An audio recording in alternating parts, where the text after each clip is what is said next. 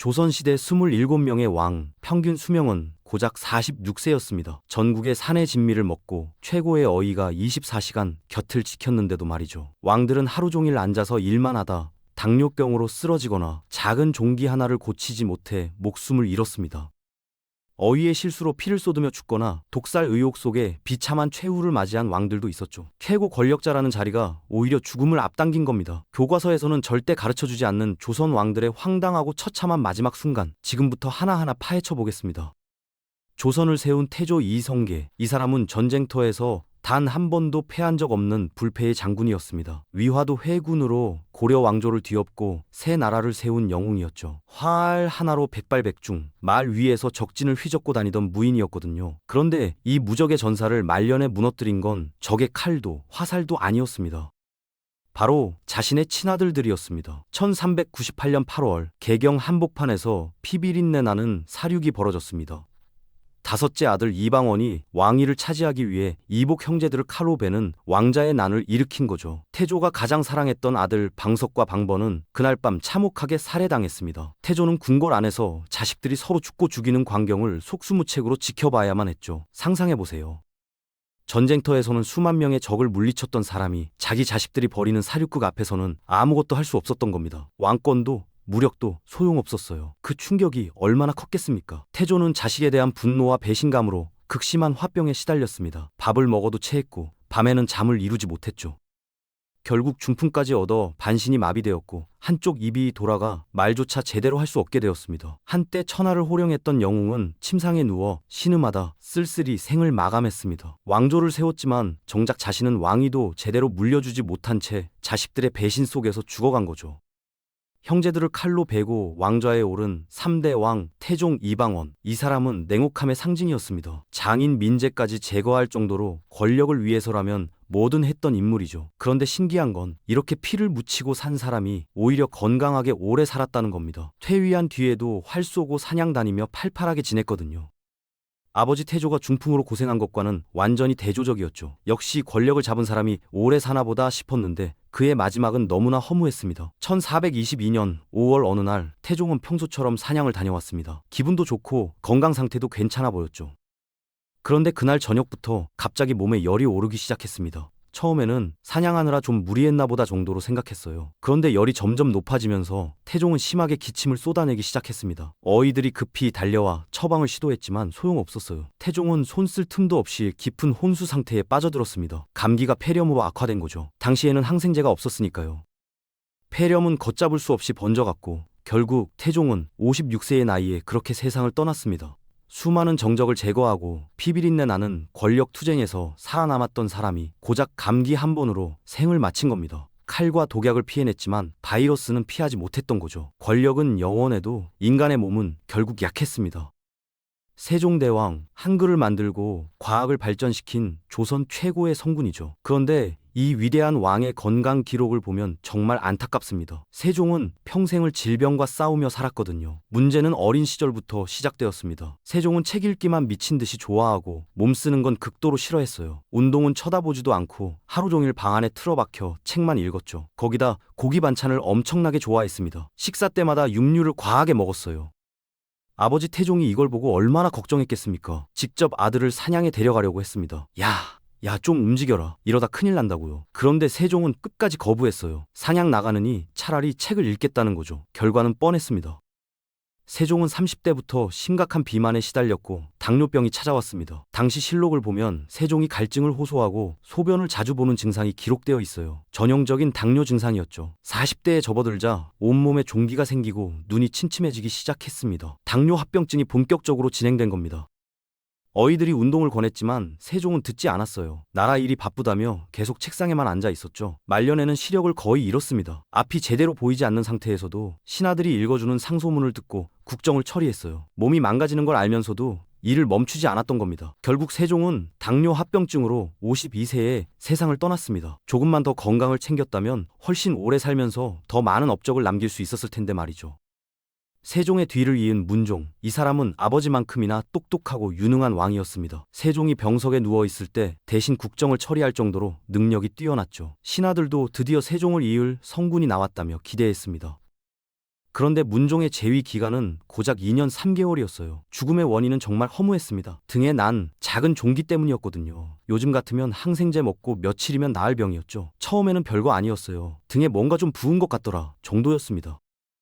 문종도 크게 신경 쓰지 않았죠. 좀 쉬면 낫겠지 하면서요. 그런데 그게 점점 커지기 시작했습니다. 어이들이 고름을 짜내고 약을 바르고 온갖 처방을 다 했지만 소용없었어요. 당시에는 세균 감염을 막을 방법이 없었으니까요. 종기는 계속 악화되었고 문종의 등에서는 고름이 끊임없이 쏟아져 나왔습니다. 통증이 얼마나 심했겠어요. 잠도 제대로 못 잤을 겁니다. 실록을 보면 문종이 고통스러워하며 신음하는 모습이 기록되어 있어요. 밤낮으로 등이 터질 듯 아팠고 고열에 시달렸죠. 어이들은 속수무책이었습니다. 침을 놓고 뜸을 뜨고 온갖 약재를 다려 먹였지만 병세는 나아지지 않았어요. 오히려 더 악화되었죠. 결국 종기는 폐혈증으로 번졌습니다. 세균이 혈관을 타고 온몸으로 퍼진 거예요. 문종은 극심한 고통 속에서 39세의 나이로 세상을 떠났습니다. 아버지 세종을 닮아 훌륭한 업적을 남길 수 있었던 왕이 고작 작은 종기 하나 때문에 허무하게 쓰러진 겁니다. 현대 의학으로는 일주일이면 치료할 병으로 말이죠. 아버지 문종이 종기로 갑작스럽게 세상을 떠나자 겨우 12살밖에 안 된 어린아이가 왕위에 올랐습니다. 바로 단종이죠. 준비할 시간도 없었어요. 아버지가 건강할 줄 알았는데 갑자기 돌아가신 거니까요. 어린 단종 곁에는 아버지가 남긴 충신들이 있었습니다. 김종서, 황보인 같은 대신들이 어린 왕을 보필하려 했죠. 하지만 이들로는 부족했어요. 왕실 안에 더 무서운 인물이 있었거든요. 바로 숙부 수양대군이었습니다. 세종의 둘째 아들이자 문종의 동생이었던 수양대군은 이 기회를 놓치지 않았어요. 1453년 계유정난을 일으켜 단종을 보호하던 신하들을 모두 죽여버렸습니다. 김종서는 집에서 수양대군의 칼에 맞아 죽었고 황보인도 참수당했죠. 어린 단종은 아무것도 할 수 없었습니다. 숙부가 자기 신하들 죽이는 걸 그저 지켜볼 수밖에 없었어요. 그리고 3년 뒤 수양대군은 드디어 본색을 드러냈습니다. 조카에게서 왕위를 빼앗아 스스로 왕이 된 거죠. 세조의 탄생이었습니다. 왕좌에서 쫓겨난 단종은 강원도 영월로 유배를 떠났어요. 한양에서 영월까지 그 먼 길을 걸어가며 단종은 무슨 생각을 했을까요? 유배지에서의 생활은 비참했습니다. 궁궐에서 자랐던 어린 왕은 차가운 방바닥에서 잠을 자야 했고 제대로 된 밥 한 끼 먹기 힘들었죠. 그렇게 2년을 버텼습니다. 그러다 1457년 단종을 복위시키려는 음모가 발각되었어요. 성삼문을 비롯한 신하들이 목숨 걸고 계획했던 일이었죠. 하지만 실패했고 세조는 분노했습니다. 단종이 살아있는 한 이런 일이 계속 생기겠구나. 세조는 결심했어요. 조카를 죽이기로요. 실록에는 단종이 사약을 받고 스스로 목숨을 끊었다고 기록되어 있습니다. 하지만 역사학자들은 말합니다. 실제로는 타살당했을 가능성이 크다고요. 17세, 고작 17살의 나이에 단종은 유배지에서 비참하게 죽었습니다. 왕으로 태어났지만 왕답게 살지도 죽지도 못한 채 말이죠. 조카를 죽이고 왕위를 차지한 세조, 권력은 손에 넣었지만 그 대가는 혹독했습니다. 왕이 된 직후부터 세조의 몸에는 이상한 증상이 나타나기 시작했거든요. 온몸에 종기가 생기고 고름이 잡혔어요. 특히 피부병이 심각했습니다. 가려움증이 너무 심해서 밤에 잠을 잘 수가 없었죠. 긁으면 피가 나고 그 자리에 또 고름이 생기는 악순환이 반복되었습니다. 어이들이 온갖 약을 써봤지만 소용없었어요. 오히려 시간이 갈수록 악화되었죠. 실록을 보면 세조가 죽는 날까지 이 병으로 고통받았다는 기록이 나옵니다. 육체적 고통만이 아니었어요. 정신적으로도 세조는 무너져 갔습니다. 밤마다 악몽에 시달렸거든요. 꿈에 단종이 나타났어요. 자신이 죽인 조카가, 그리고 계유정난 때 칼로 벤 신하들이 매일 밤 꿈속에서 세조를 괴롭혔습니다. 왜 나를 죽였느냐, 너도 곧 벌을 받을 것이다 하면서요. 세조는 불면증과 신경쇠약에 시달렸습니다. 잠을 자려고 해도 그 얼굴들이 떠올라 잠들 수 없었죠. 그러다 정말로 끔찍한 일이 벌어졌습니다. 1457년 세조의 장남 의경세자가 갑자기 죽은 거예요. 20살의 젊은 나이에 아무 이유 없이 급사했습니다. 야사에서는 이런 이야기가 전해집니다. 단종의 어머니 현덕왕후가 세조의 꿈에 나타나 네 아들을 죽이겠다고 저주했다는 거죠. 그리고 정말 아들이 죽었어요. 세조는 분노했습니다. 죽은 주제에 감히 하면서요. 그리고는 믿기 힘든 일을 저질렀습니다. 이미 죽은 현덕 왕후의 무덤을 파헤쳐 시신을 꺼낸 거예요. 그것도 모자라 왕후의 신위까지 폐위시켰죠. 죽은 사람에게까지 복수한 겁니다. 이 일은 조선 역사상 최악의 폐륜으로 기록되었습니다. 세조는 결국 52세의 세상을 떠났는데 죽는 순간까지 피부병과 악몽에서 벗어나지 못했다고 합니다. 성종은 조선 역사상 손꼽히는 성군이었습니다. 법전을 정비하고 문화를 발전시켰죠. 심지어 일본 사신들조차 성종의 승하 소식을 듣고 눈물을 흘렸다는 기록이 있을 정도예요. 그만큼 존경받는 왕이었던 겁니다. 하지만 성종도 병마를 피하지 못했어요. 말년에 폐결핵과 천식으로 몸이 쇠약해졌거든요. 숨쉬기가 힘들어지고 기침을 자주 했습니다. 그러다 1494년 성종의 등에 종기가 생겼어요. 문종이 걸렸던 바로 그 병이었죠. 이미 폐 질환으로 약해진 몸에 종기까지 겹치자 성종은 버틸 수가 없었습니다. 고름이 쏟아지고 고열에 시달리다 결국 세상을 떠났어요. 38세의 나이였습니다. 성종의 아들 연산군, 처음에는 평범한 왕이었어요.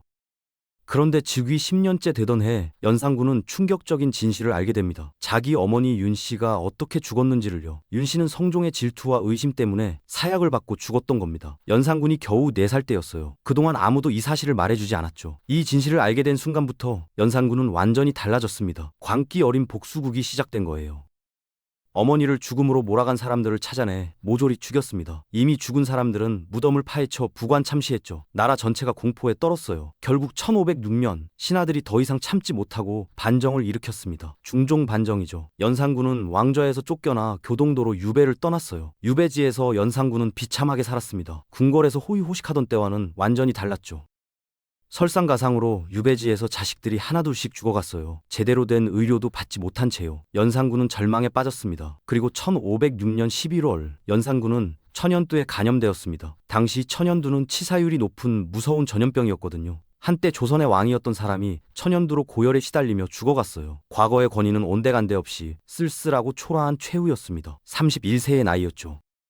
중종의 아들 인종, 이 사람은 효심이 깊기로 유명했습니다. 아버지 중종이 세상을 떠나자 인종은 극도의 슬픔에 빠졌어요. 밥을 거의 먹지 않았습니다. 아버지께서 돌아가셨는데 내가 어떻게 밥을 먹겠느냐며 극단적인 단식을 했죠.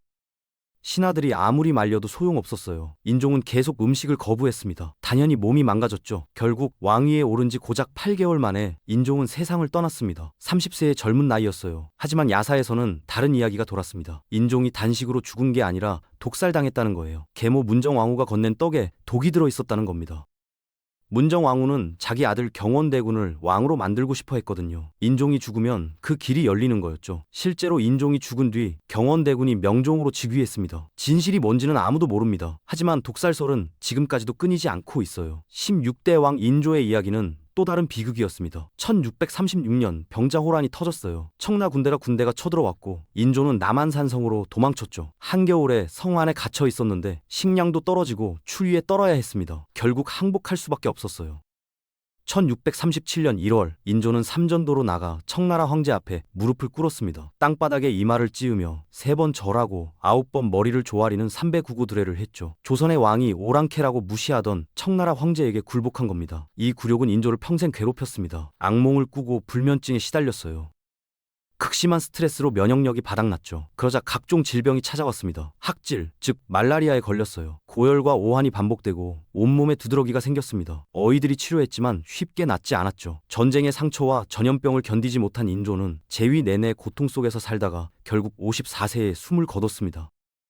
효종 17대 왕이죠. 이 사람은 머리에 종기가 생겼습니다. 요즘 같으면 간단히 치료할 수 있는 병이었는데 문제는 치료 과정에서 생겼어요. 어의 신가익이 침을 놓다가 실수를 한 겁니다. 신가익의 손이 떨렸거든요. 수전증이 있었던 거죠. 그런데 하필 그 순간 혈관을 찔러버렸어요. 피가 쏟아져 나왔습니다. 멈출 수가 없었어요. 효종은 그 자리에서 과다 출혈로 즉사했습니다. 어이없는 의료사고였죠. 왕이 어이의 실수로 죽은 겁니다. 이 충격적인 사건은 왕실의 깊은 트라우마로 남았어요.